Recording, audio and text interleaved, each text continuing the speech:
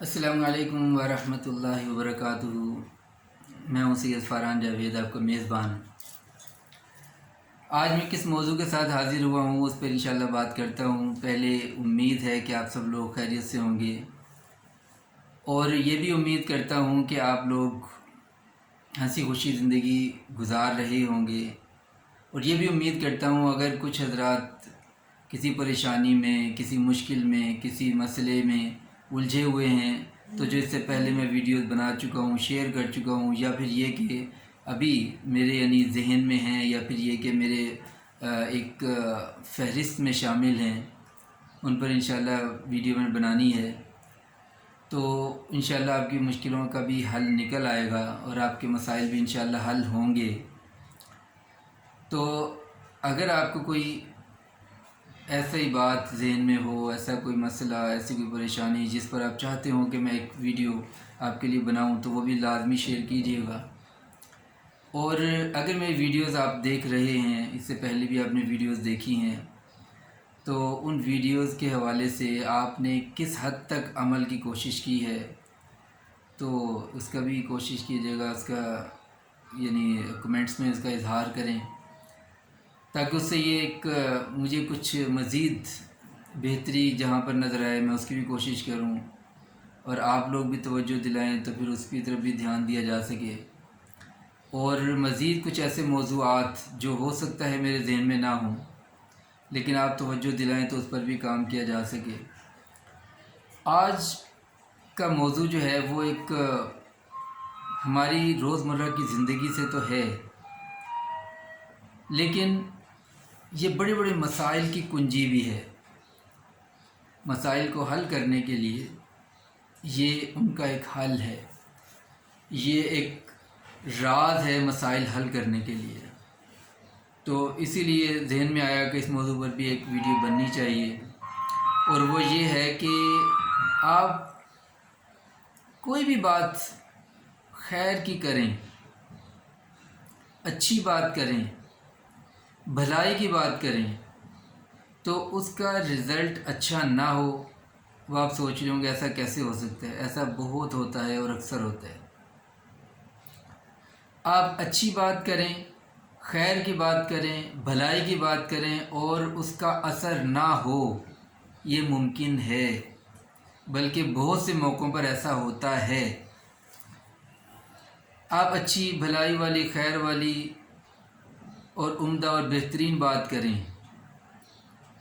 और अच्छे अंदाज से करें, इसका असर ना हो, ये भी हो सकता है।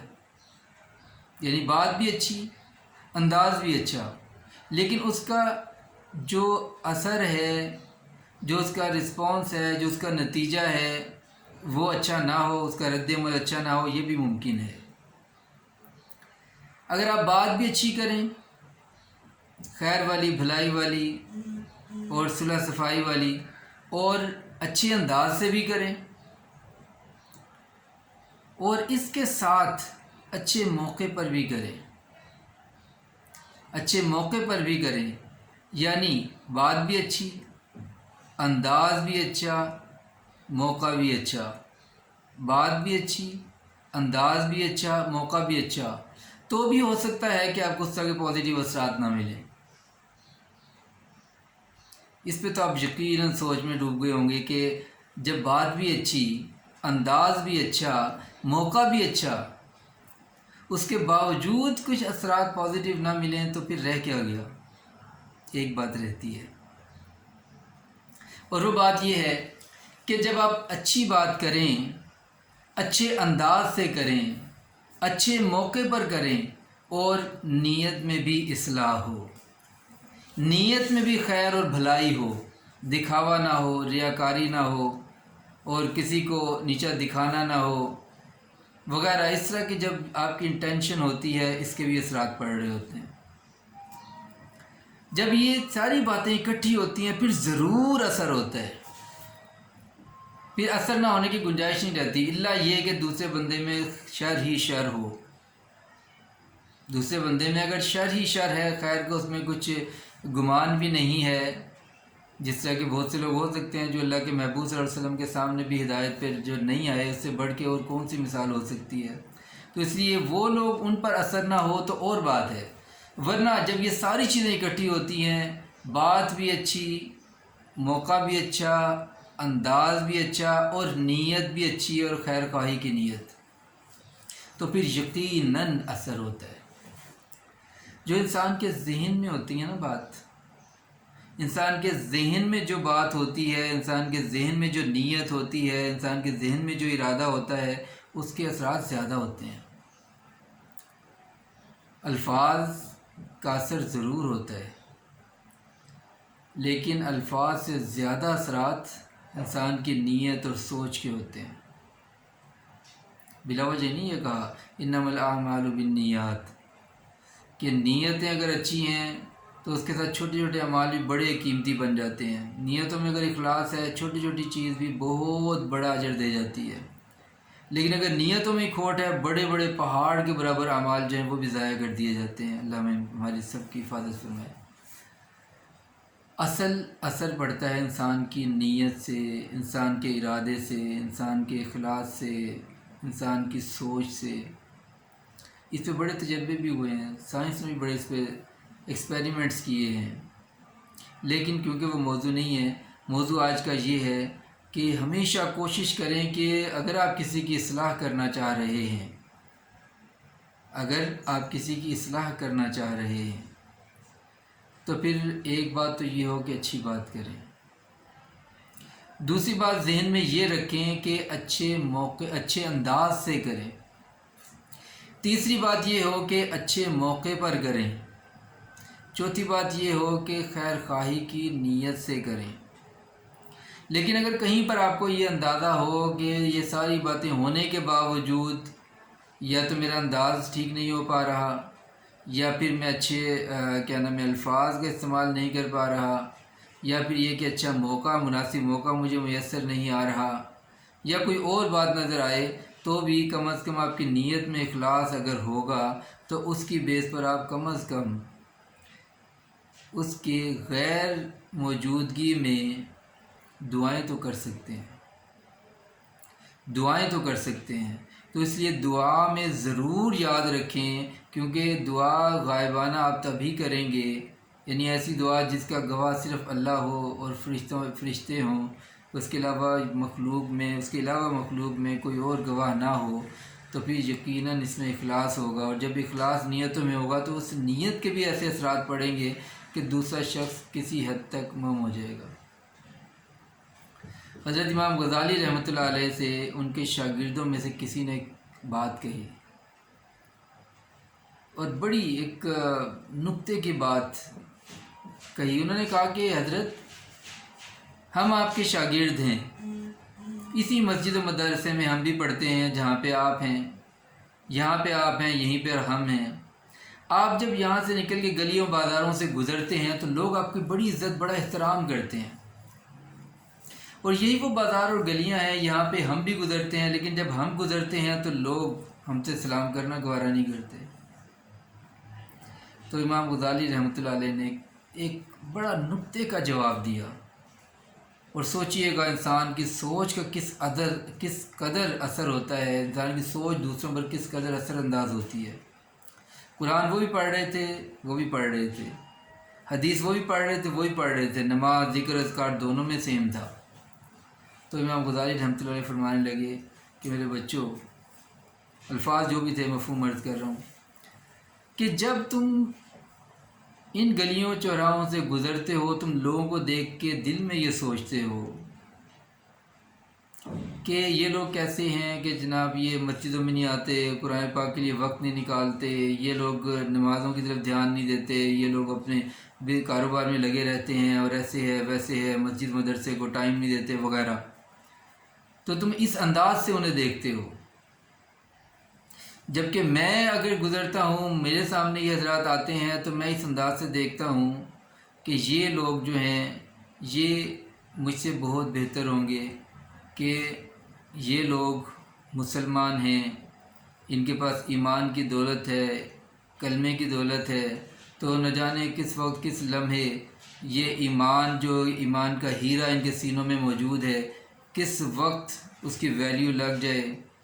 اور موت کے وقت تک انسان کا اپنا کچھ پتہ نہیں ہوتا۔ میں اس طرح ان کو سوچ کر اس انداز سے ان سے ملتا ہوں جس کی وجہ سے وہ میری رسپیکٹ کرتے ہیں،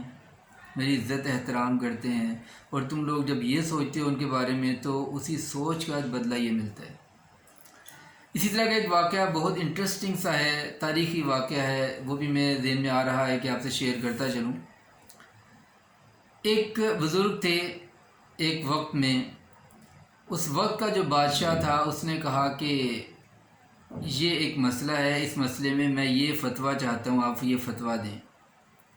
انہوں نے کہا نہیں، یہ تو میرے علم کے مطابق یہ غلط بات ہے، تو میں اس کے حق میں فتویٰ نہیں دے سکتا۔ انہوں نے کہا نہیں، آپ کو دینا پڑے گا۔ میں نے کہا نہیں، میں تو ایسا نہیں کر سکتا۔ انہوں نے کہا جی پھر آپ کو پتہ نہیں پھر ہم کیا کر سکتے ہیں؟ انہوں نے کہا جو آپ نے کرنا ہے وہ کر لیں، لیکن میں تو خلاف شریعت فیصلہ نہیں دے سکتا۔ تو جب یہ بات ہوئی تو بادشاہ نے کہا اچھا تو ایسے ہی صحیح۔ اس نے جیل میں ڈلوا دیا ان کو، اور کچھ دنوں تک شیر کو بھوکا رکھا، اور شیر کو بھوکا رکھا تو پھر اس نے اعلان کر دیا عوام میں کہ فلاں موقع پر فلاں ایک میدان میں سب لوگ اکٹھے ہوں، اور اس میدان میں جب اتنی عوام الناس بھی اکٹھی ہوئی، اس گراؤنڈ میں سینٹر میں لا کر شیر کا پنجرہ رکھا گیا، اور اس پنجرے کا دروازہ کھول کر ان بزرگ کو، اللہ والوں کو اس پنجرے میں دھکیل دیا گیا۔ بھوکا شیر، وہ بھی بھوکا، کئی دن کا بھوکا، اور سامنے ایک یعنی بزرگ ان کو یعنی دھکیل دیا پنجرے میں۔ اب جب پنجرے میں دھکیلا تو پھر اس شیر نے شیر دھاڑنا شروع ہوا، اور اس کے بعد پھر قریب آنا شروع ہوا، یہاں تک کہ قریب آتے آتے یہ بزرگ پیچھے ہوتے تھے، جنگلے کی دیوار کے ساتھ لگے، اور وہ شیر آہستہ آہستہ آگے بڑھتا ان کے پاس آیا گھراتا ہوا، اور اس کے بعد پھر آرام سے بیٹھ کے ان کے پاؤں چاٹنے لگے۔ اب جتنی دنیا دیکھ رہی تھی وہ دنیا حیران کہ بھوکا شیر اور ایک جانور درندہ، اور ایسے موقع پر یہ یعنی ان کے پاؤں چاٹ رہے۔ اب بادشاہ کا ایک وزیر عقل مند تھا، سمجھدار تھا، اس نے بادشاہ کو مشورہ دیا، بادشاہ سلامت یہ بندہ کوئی عام نہیں لگتا، یہ اللہ کا کوئی خاص بندہ ہے، اس لیے اس کو چھوڑ دیں، ورنہ ایسا نہ ہو کہ آپ کی حکومت پہ، آپ کی جناب بادشاہت پہ زوال آ جائے۔ بادشاہ کو بھی یہ بات سمجھ آ گئی، اس نے کہا ہاں یہ ہو سکتا ہے۔ اس نے بہرحال ان کو عزت و احترام سے وہاں سے نکالا، رخصت کر دیا۔ اب جب یہ بزرگ گھر گئے، گھر جا کر یہی واقعہ شیئر کیا گھر میں، ان کی اہلیہ بھی اللہ والی تھیں، تو جب یہ واقعہ شیئر کیا تو ان کی اہلیہ نے ایک بڑا نکتے کی بات کہی۔ انہوں نے پوچھا کہ آپ مجھے یہ بتائیں کہ جب شیر آپ کی طرف دیکھ کر گرایا اور آپ کو پتہ تھا بھوکا شیر ہے، تو جب آپ کی طرف آ رہا تھا تو اس وقت آپ سوچ کیا رہے تھے؟ آپ کے ذہن میں کیا خیال چل رہا تھا؟ انہوں نے فرمایا کہ اس وقت شیر کا تو نہ مجھے ڈر تھا نہ خوف تھا، یہ تو اللہ کی مخلوق ہے، ڈر اور خوف تو اللہ کا ہی تھا، لیکن میرے ذہن میں یہ بات ضرور تھی کہ جب یہ آئے گا، یہ بھوکا شیر ہے اور ایک درندہ ہے، اس نے تو ظاہر اپنی وہ خوراک یعنی بھوک مٹانی ہے، مجھے خوراک سمجھ کے مجھ پر حملہ کرے گا، اور اس کے حملے سے ظاہر ہے میری جان تو چلی جائے گی اگر جانی ہوئی۔ لیکن اب مجھے یہ نہیں پتا کہ اس کے لعاب جو ہوتا ہے وہ پاک ہوتا ہے یا ناپاک۔ میں یہ سوچ رہا تھا کہ کہیں ایسا نہ ہو کہ میں اللہ سے ناپاکی کی حالت میں ملوں، کہ ناپاک لعاب شیر کا مجھ پر لگا ہو۔ میرے ذہن میں تو یہ بات چل رہی تھی۔ انہوں نے کہا بس اسی وجہ سے اس چیز کا ایسا اثر اس پر پڑا شیر پر کہ شیر موم ہو گیا۔ تو اس لیے میرے دوستوں میں یہی بات عرض کر رہا ہوں، اگر معاملات سلجھانے ہیں، اگر آپ خیر و برکت بھلائیاں چاہ رہے ہیں تو پھر اچھی بات کریں، اچھے انداز سے کریں، اچھے موقع پر کریں، اور سب سے بڑھ کر نیت میں اخلاص ہو، اور نیت کا اخلاص اپنے گریبان میں جھانک کر دیکھ لیں۔ اگر آپ غائبانہ اس کے لیے دعائیں کرتے ہیں کہ جس کے بعد